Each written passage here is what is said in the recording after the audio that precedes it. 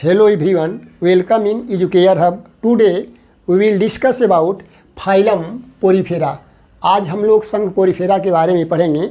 हम ये देखते हैं कि जो जंतुओं का वर्गीकरण है, वर्गीकरण में एक प्रथम कोष की जो जंतु हुए उन्हें हम पोरीफेरा संघ में रखते हैं।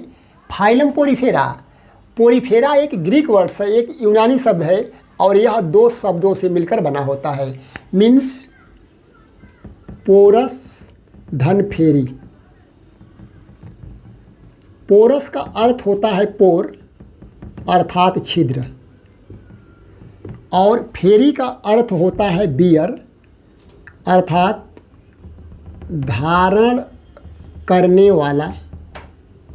तो हम ये कह सकते हैं कि इस संघ में उन जंतुओं को रखा गया है जिनका जो शरीर होता है वह छिद्रयुक्त होता है।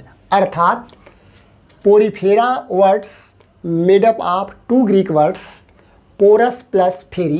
Porous means pore and ferre means wear. Those organism contain pore on their body known as the poriferous bearing organism। हम कह सकते हैं कि वे जंतु जिनके शरीर पर पोर पाए जाते हैं, छिद्र पाए जाते हैं, जो छिद्रयुक्त होते हैं, उन जंतुओं को हम पोरीफेरा संघ में रखते हैं। पूरा शरीर क्या होता है? छिद्रमय होता है। तो शरीर के ऊपर जो बारीक छिद्र होता है उसे आस्टिया कहते हैं, उसे हम आस्टिया के नाम से जानते हैं। जैसे स्पंज, एक हम स्पंज ले लें और स्पंज जो होते हैं उनकी जो शरीर होती है वह छिद्रमय होती है, अर्थात ये छिद्रमय है। पूरे शरीर में बारीक छिद्र होता है और इस बारीक छिद्र को हम आस्टिया के नाम से जानते हैं। जैसे साइकान, साइकान एक साधारण स्पंज है और इन्हें हम विज्ञान की भाषा में इस संघ में पाए जाने वाले सभी जंतुओं को हम सामान्य भाषा में स्पंज बोलते हैं, अर्थात ये सभी स्पंज हैं। और स्पंज का प्रयोग बहुत अधिक मात्रा में होता है।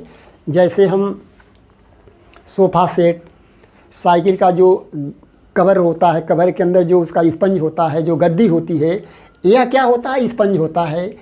रेलवे के स्लीपर में, एरोप्लेन, माने सबसे अधिक उपयोग क्या होता है आज? क्या है? पिलो बनाने में स्पंज। और स्पंज को सभी लोग जानते हैं कि वह छिद्रयुक्त होता है, आरामदेह होता है। वह क्या होता है? उसमें इलास्टिक होता है। वास्तव में वे जंतु हैं, जंतुओं के डेड बॉडी हैं। तो वे जंतु जिनका शरीर क्या होता है? छिद्रमय होता है। पूरे शरीर पर बारीक छिद्र होता है जिसे आस्टिया कहते हैं। और साथ साथ समुद्र के नीचे या समुद्र में, समुद्र के सतह पर ये क्या है? चट्टानों से चिपके होते हैं जिसे हम सबस्ट्रेटम कहते हैं, सबस्ट्रेटम। अब इस सबस्ट्रेटम से क्या होते हैं? चिपके होते हैं और शरीर में क्या होता है? माइन्यूट छिद्र होते हैं, आस्टिया कहते हैं।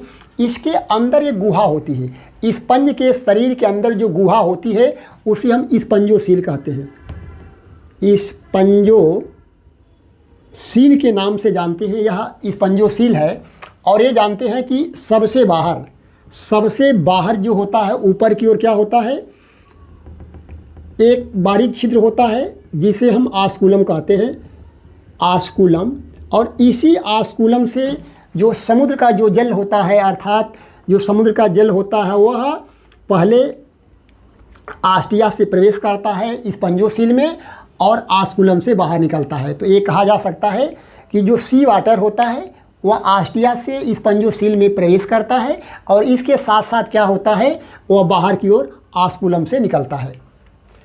और यह डिप्लोब्लास्टिक होती है। जो शरीर होती है दो स्तर का बना होता है। जो आउटर लेयर होता है, हम कह सकते हैं कि जो बाहरी लेयर होती है उसे हम एपिडर्मिस, और जो इनर लेयर होता है उसे हम गैस्ट्रोडर्मिस के नाम से जानते हैं, गैस्ट्रोडर्मिस। जितने स्पंज होते हैं उनकी जो बॉडी वॉल होती है दो लेयर से बना होता है। Outer layer is known as epidermis and just inner the epidermis called the gastrodermis. और गैस्ट्रोडर्मिस के बीच में क्या होता है? काइन होता है, जिससे क्या होता है कि दोनों लेयर क्या होता है, चिपका होता है। तो जो स्पंज होते हैं समुद्री होते हैं, समुद्र में पाए जाते हैं, और ये 2 लेयर की बने होती हैं। आउटर जो होता है एपिडर्मिस और इनर जो होता है गैस्ट्रोडर्मिस, और दोनों लेयर जो होता है वह मेसेनकाइम से जुड़ा होता है। एक थोड़ा सा इसके बारे में एक रोचक बात है कि सर्वप्रथम लैमार्क ने 1801 में इस स्पंज को जूफाइटा कहा था। इन्होंने इसे जूफाइटा कहा था, लेकिन 1825 में रॉबर्ट ग्रांट ने इसे पोरीफेरा कहा, अर्थात इस संघ में जितने जंतु आते हैं उन्हें पोरीफेरा कहा। तो ये आगे जान लेना है कि इसमें कैनाल सिस्टम पाया जाता है, और कैनाल 3 प्रकार का होता है। पहला जो होता है सबसे आसान जो होता है साइकान होता है, माने साइकान टाइप, एस्कान टाइप और ल्यूकान टाइप। माने कैनाल सिस्टम इसमें 3 प्रकार का होता है। पहला होता है एस्कान टाइप, एस्कान टाइप, साइकान टाइप, और तीसरा होता है ल्यूकान टाइप। तो इसमें 3 प्रकार के क्या होते हैं, कैनाल सिस्टम होते हैं। और इन्हीं सिस्टम से क्या होता है, जल, समुद्र का जल जो होता है अंदर प्रवेश करता है, और अंदर से इसके बाद स्पंजोसील में जाता है, और स्पंजोसील से क्या होता है वह बाहर आता है। यह पूरी लाइफ साइकिल में सबसे अधिक इम्पॉर्टेंट होता है।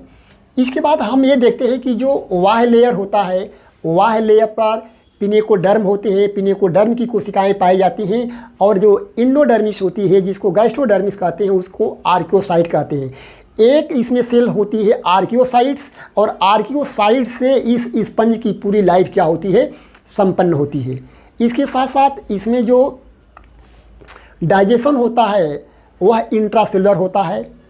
अंतःकोश की पाचन होता है, अर्थात स्पंजों में जो पाचन होता है अंतःकोशिकी होता है। और ये हम एक कह सकते हैं कि जो अंतःकंकाल होता है इनमें वह कैल्शियम कार्बोनेट का बना होता है। अंतःकंकाल कैल्शियम कार्बोनेट का बना होता है, सिलिका का बना होता है, और साथ साथ स्पंजोइन का बना होता है, अर्थात इसको कहते हैं स्पॉन्जिन। स्पॉन्जिन जितने स्पंज होते हैं उनका अंतःकंकाल कैल्शियम कार्बोनेट, सिलिका और स्पॉन्जिन का बना होता है। ये सरल प्रकार के प्राणी होते हैं, इसमें कोशिकाओं का अभाव होता है, और ये हम कह सकते हैं कि इसमें जो एसेक्सुअल रिप्रोडक्शन होता है वह बडिंग द्वारा होता है, जिम्यूल द्वारा होता है और खंडन द्वारा होता है। माने एसेक्सुअल रिप्रोडक्शन जो अलैंगिक जनन होता है वह बडिंग द्वारा होती है, बडिंग द्वारा या बाई बडिंग। जो स्पंज होते हैं, स्पंज से क्या होता उभार आता है जिसे कलिका या बड कहते हैं। वह कलिका क्या होती है, उस स्पंज से पृथक हो जाती है और formation of a new sponge. इसके साथ एक कपनुमा रचना बनती है जिसे हम जेम्यूल कहते हैं। और ये जेम्यूल क्या होता है कि स्पंज से पृथक हो जाता है, और पृथक होने के बाद वह जेम्यूल डेवलपमेंट करके अर्थात विकसित होकर एक नया स्पंज का निर्माण करता है। साथ साथ हम ये कह सकते हैं कि खंडन द्वारा होता है।